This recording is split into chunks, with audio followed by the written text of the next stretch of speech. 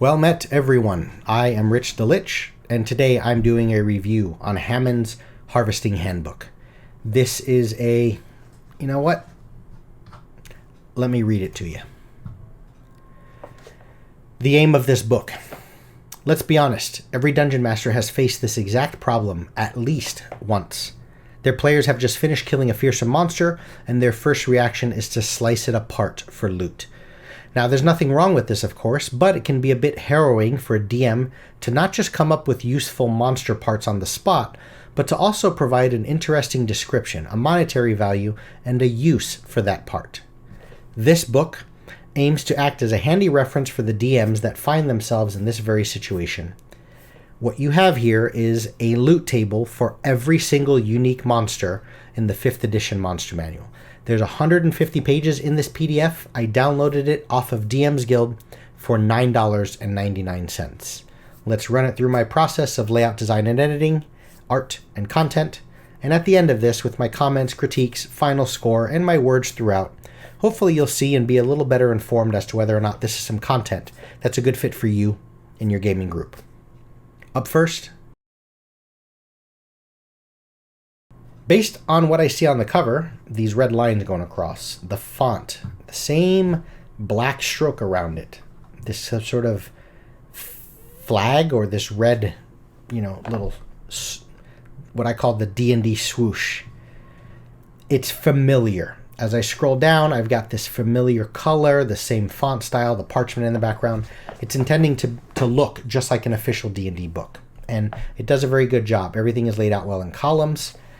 When you're trying to present information, if someone is talking to you as though they're relaying a story, dialogue, if you will, it's kind of italicized. It just reads well. I know what chapter I'm in. I know what subheading, what section I'm in. It's very well laid out. Once I get into the sort of meat and potatoes of it all, though, and I'm actually getting into the harvest tables where it shows me here's monster 1, and it goes in order exactly as the monsters are laid out in the monster manual. Here's where I have a little bit of an issue with layout, design, and editing. Things are too cluttered. Okay, I'm not going to talk about this obsessively too much, but if you look at this trinket table, value and weight, 2 nice columns, good separation. I can easily read and identify very quickly. Okay, where here, value, weight, and crafting, it's too jumbled together. The text of these sentences is too big for the amount of space that I gave it between one sentence and the next. Things don't read very well. Where here, you see how it's nice spacing. My eye just flows through the page very well. Large bag. This I feel like should have been on the same sentence. As I scroll down further, just look at the readability of that, where Deva, blood, and 3 vials. It's a little wonky. It's not my favorite, should I say. So not a big deal. We're only dealing with 2 possible points anyway, so it's never going to be a make or break, but the section's there for the reason. It's for me to talk about how things maybe could have been improved a little bit. As a result of that, for layout, design, and editing, we are going to give this 1 out of a possible 2 points. Front cover looks good. Who's this Hammond guy? I'm thinking a dwarven type, I think. I'm thinking explorer. Looking at it, he's got this pick on his back, and he's got rope, and he's got his little pipe, and he looks like he's just ready to go on a journey. So assuming that's Hammond there, I think the artwork on the front cover is very, very good. Now, you don't need a bunch of artwork, so I'm not going to count anything against this by not having a lot, because all of these tables, first off, it's just unwieldy and unnecessary to have art for Aarakocra feathers, to have art for an Aarakocra heart, to have art for an aboleth mucus, an aboleth eye, an aboleth brain lobe, and so on. You don't need that stuff. And also, this is a companion. You take the stuff that's already in the monster manual. We already have pictures of the Aarakocra, and we already have pictures of the aboleths, and so on and so forth. Refer to that for your artwork. These are just talking about the parts that go with it. So you don't need artwork for that, so I'm not going to count that against it too much. Now, at the very bottom, there are some magic items that you can get. When you loot these various parts, you can craft these into some new items. There's a bunch of new items. I'll talk about that in content. But when you look through these, there's a dragon bone weapon. There's a piece of art there. But as I scroll down, there's nothing here for the fairy dragon dust, fear skull, a fiend sensor, fiend fuel, the fire dagger, the floating oil, the Fomorian crystal. When you're creating new items, picture's worth 1,000 words. So it would have been nice to have seen some artwork here. Here's a beautiful piece for a Frostclaw weapon, and here's a good one for Frostbite armor, right? You know, when you're looking and you want something, it's nice to be able to see a good visual, a good picture, because it's going to kind of drive some excitement. You know, I want that because of how cool it looked. So it would have been nice to have seen some artwork, considering that you've got so many new magic items, but it's not a big deal. It is a nice touch that when you have some of these helper NPCs at the bottom, there's a piece of artwork for every one of them. So there's some good art in certain places. I'm going to give this 2 out of 3 for art. It won't get 3 out of 3 because it would have been nice to have seen some art for the new magic items that are created, but I'm still going to give it 2 out of 3 points because the front cover is really good. I like the little touch that they added in some artwork for all these NPCs, and most importantly, 2 out of 3 is enough because for the bulk of this content, which are those charts, I don't think you need art anyway, so I can't count it against it. So that's where we are with that. Now let's get into the good bits. Up next, first, we need to determine, how do you harvest? Well, Monster's Den. Let's pretend we have a dragon, right? And I want to loot that dragon. I want to take the stuff from it. It doesn't deal with your simple things. So, you know, you're not talking about what's in the dragon's lair. So those charts where you roll on magic item chart, you know, from the DMG A, B, C, D, E, F, I, whatever. It's not dealing with that. If you're looting an orc, it's not dealing with the great axe you pull off of it out of its hands and the armor. It's the parts, okay? So I want to loot a dragon. I want to harvest it. First thing you might want to do is you want to use what's called an appraise. That takes a minute. You'll notice with appraising and harvesting, the time required for these things are not done within the timing of initiative combat. The assumption is combat is over, okay? So I want to loot, or I want to appraise a dragon. What does appraising do? What's the point of that? Well, I want to try and discern from the dragon, what might I be able to get from it? How hard is it going to be for me to get those things? Are there any threats or dangers or consequences if I fail at this harvesting check? And most importantly, if I can successfully appraise it, I will get advantage on my die roll when I actually go to harvest it. How do you make an appraise check? It's quite simple. I roll an intelligence check, and I get to add my proficiency bonus if I'm proficient in the applicable skill. What skill are we looking at? All you do is you simply reference this chart. As we're currently talking about a dragon, I would roll a d20, I add my intelligence modifier, and I get to use my proficiency bonus if I'm proficient in the nature skill. If I was appraising a construct, I would do the same thing. I roll d20, I add my int, and I refer to my investigation. If I'm appraising a giant, in this particular case, I'm rolling a medicine check. Yes, I understand medicine is a skill that is attached to the wisdom attribute or stat, but it keeps consistency. I'm trying to look and discern through knowledge if I can make my way and navigate my way through this beast before I dig into it. I want to make an appraise check. It's always intelligence, and I get to add proficiency if the skill applies, and I have proficiency in that. The DC that I'm trying to beat is right here. It's 8 plus whatever the CR of the creature is. The higher the CR, the more difficult that DC is. Can you harvest, which is the actual act of actually cutting and taking the pieces off, without appraising at all or being successful in it? Yes, you can. But as I said, you can kind of learn some details, especially some risks, which we'll get into in a little bit. Once you've appraised it, I now move into harvesting. Harvesting is similar in that I get to roll a stat, but here we're looking at dex. And I think the reason for that is because you're talking about manual dexterity and sort of surgical precision. You roll d20, you add your dex, and then you get to add proficiency bonus if, once again, you are proficient in the appropriate skill. Very cool. It does something at the end of the book. It gives you some new tools. There's this new kit called a harvesting kit. And by having that, it has like a bone saw and like the various blades. As it sounds, the tools necessary to harvest efficiently. If I have that harvesting kit and I'm proficient in it, I can instead roll dex and use my proficiency bonus just by being proficient in the harvesting kit.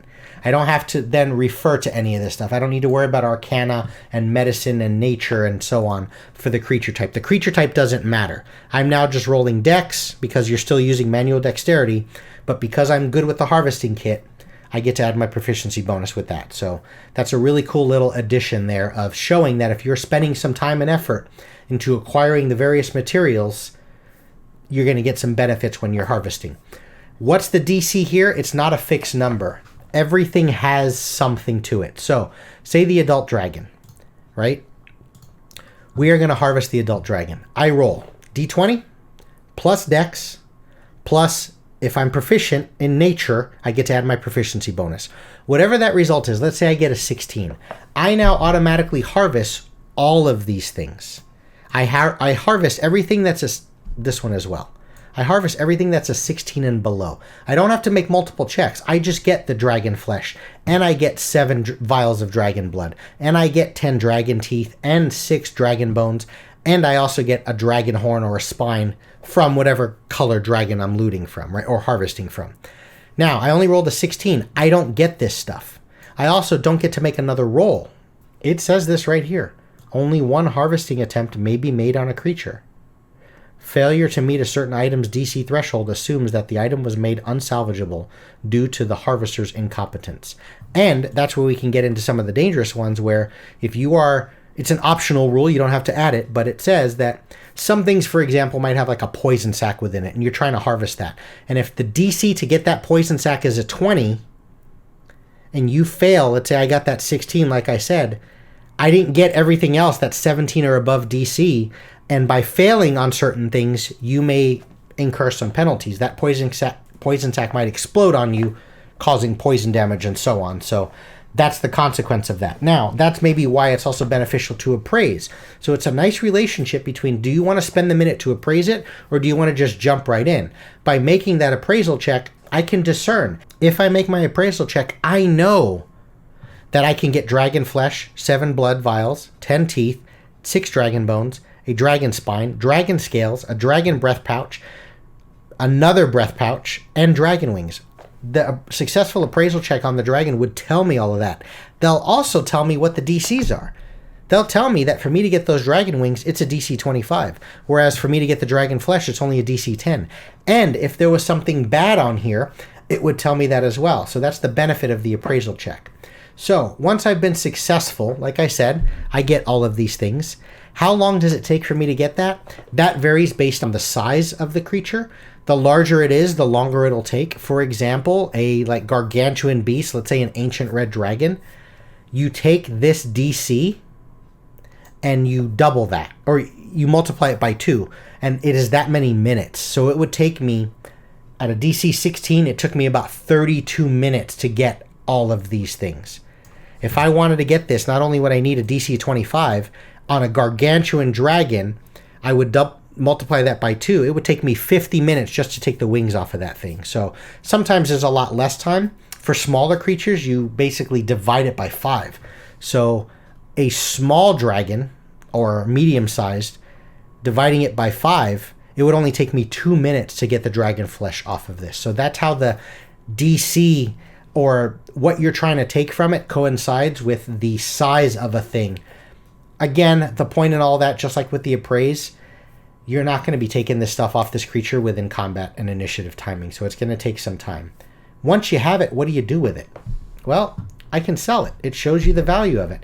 It shows you the weight of it. So it has this sort of checks and balance system within that's really well done, because it shows you that, yes, you can get this stuff, but it's going to take a while. And when these scales weigh 45 pounds, you're not going to carry the scales of 9 dragons before you find some village or place to bring them and do something with it.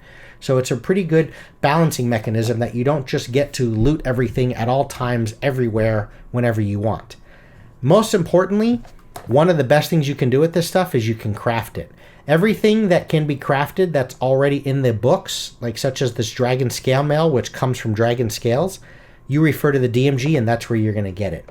But these new things, such as Dragon's Wrath, that's an entirely new item. Okay? Now, I get these materials from the adult dragon, right? I got a dragon breath pouch from an adult dragon. I harvested. I rolled higher than the DC 20. How long did that take me? Well, how large is the adult dragon? It's going to take me at least 20 to 40 minutes, somewhere in there, right? Now, what can I do with that? First off, I need to find an alchemist. It always shows you what sort of type of crafter you need to find in order to craft these things from you. I'll go over what that means in a minute. But as I found it from an adult dragon, which I have an adult dragon breath pouch type ×1, it's a rare item that I'm creating. I'm creating a rare version of Dragon's Wrath. You can see here that depending on how powerful the dragon is, the higher rarity this item is going to be.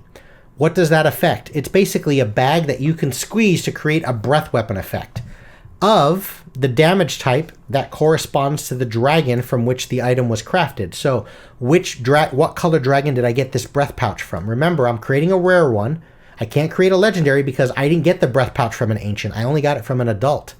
It shows you here from a rare, I'm creating a 30-foot cone that deals 8d6 damage of the type from the dragon I got it from. Usable once every 1 to 4 hours. That's what I get from that. Really, really cool. But it does a good job of showing you that as we are creating a rare item, not only do I need to find that specific crafter, remember I told you I was going to go over that, rare takes 10 weeks to do, and it costs 2,000 gold. And that's just for the various materials you might need. In this as well, it doesn't include the cost that it might take to hire. I like that it doesn't just cover with blanket monetary value the cost of hiring that guy in order to make that breath pouch thing magic item for you.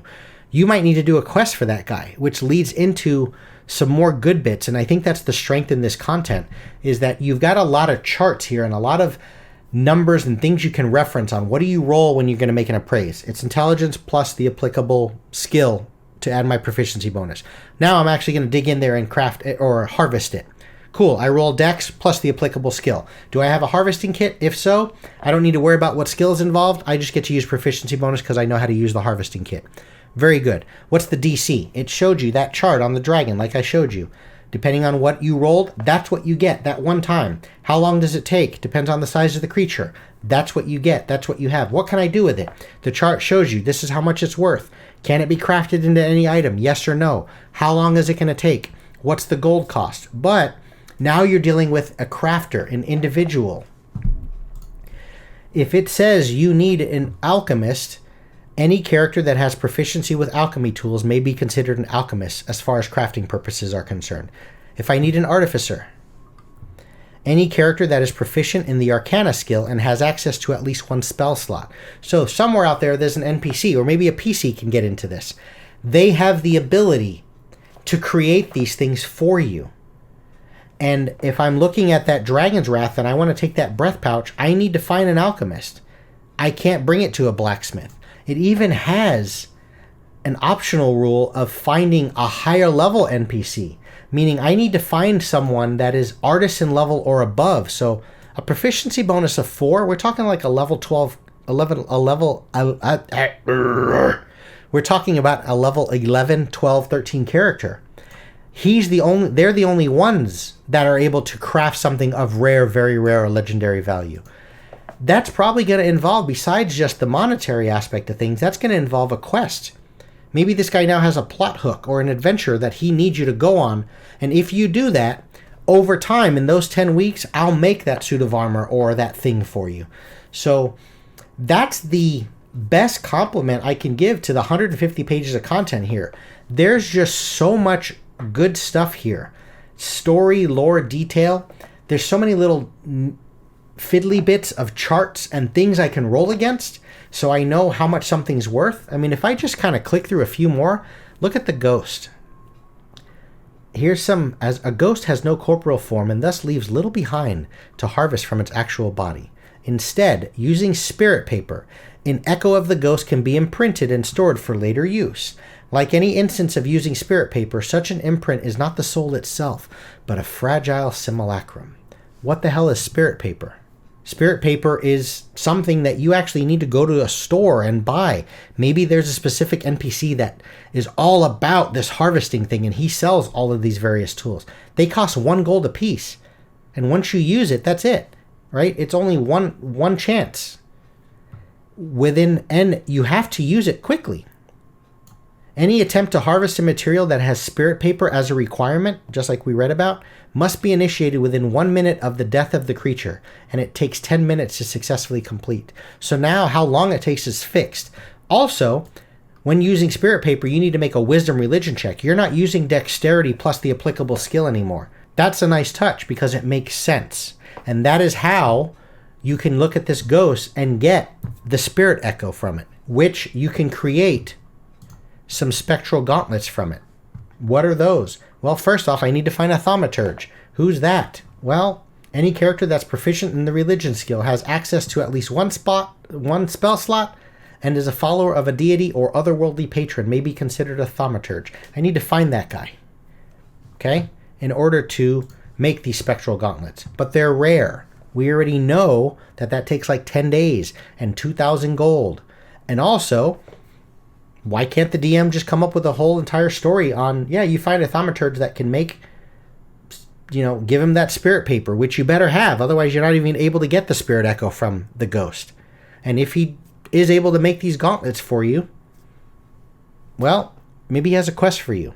So you can see how it ties in the content and then the nuts and bolts of a thing, but also it provides more fuel and imagination. And now I've created just an entire storyline and campaign detail to my worlds that I can add by something that's often highly sought after and inevitable anyway, because combat's such a huge component, especially a 5th edition D&D. Now you have more that you can take, and I like that it didn't just go the route of saying, well, you're getting fancier armor and weapons off the orcs.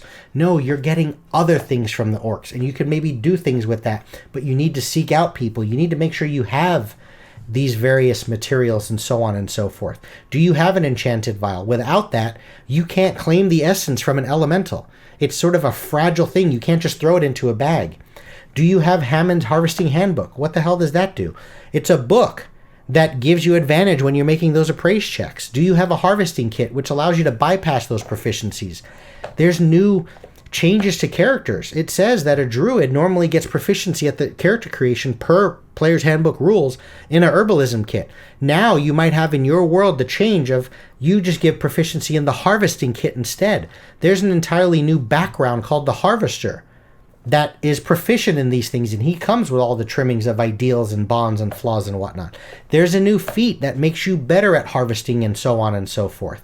There's these NPCs that you can throw into your world with pictures of them that might be the people you go to help you deal with these crafting needs that you might have. So there's just a wealth of content here, and I just love that it ties into and just fuels the imagination of, yes, they have all this stuff, but what can I do with it? Where do I need to go? There may be entire quest lines.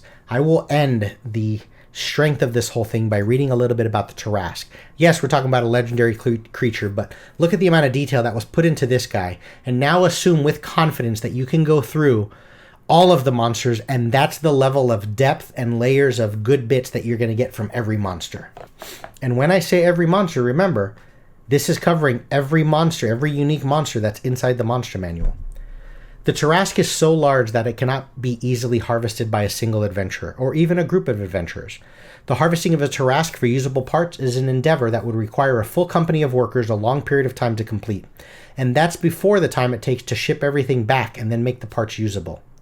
The harvesting of a Tarasque takes 10 laborers proficient in harvesting, a total of 30 days to complete, assuming that they work for 8 hours a day.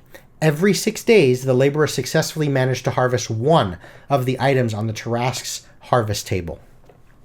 No DC, not applicable, because you don't have to make a roll, you just automatically succeed, assuming you've spent the requisite amount of time. But we're dealing with a Tarasque shell. It's 100,000 pounds. A Tarasque shell is the hardest substance known to man, harder than even the legendary mithril and adamantine. As such, it is virtually impossible to chip off any shards to be used as personal shields or armor, and may only be used in its entirety. Basically, you make a ship out of it. A ship that, I believe when I was reading through it, reflects missiles and magic missiles and arrows and things that are shot to it. It can reflect that back at the target, or the caster. How cool is that? You have so much detail and depth here on just look at just the amount of written words that are here within a single Tarasque. You know, as you go through the various things, there's a lot of rules and a lot of detail and a lot of flavor and charts and numbers you can go off of. But when we're dealing with a Tarasque, you now have created an entire merchant's guild that's dealing with the transport of items that are otherwise not, you know, when you kill that dragon, what are you going to do? Are you going to drag its carcass? Remember, it could take you 50 minutes. Are you going to pull that thing along the road until you get it to a safe spot to be able to harvest it appropriately? No, you're not. But you now have entire professions and jobs, and you've created an entire economy and dynamic, and I can go on and on about it. Folks, quite simple. The content here is 5 out of 5. Taking all of that into account, my words, comments, hopefully I've given you enough. Taking a look at this final score, I think you see where I stand. Go out there and get this book. That's all I have for you folks. Thanks everyone for watching, and take care.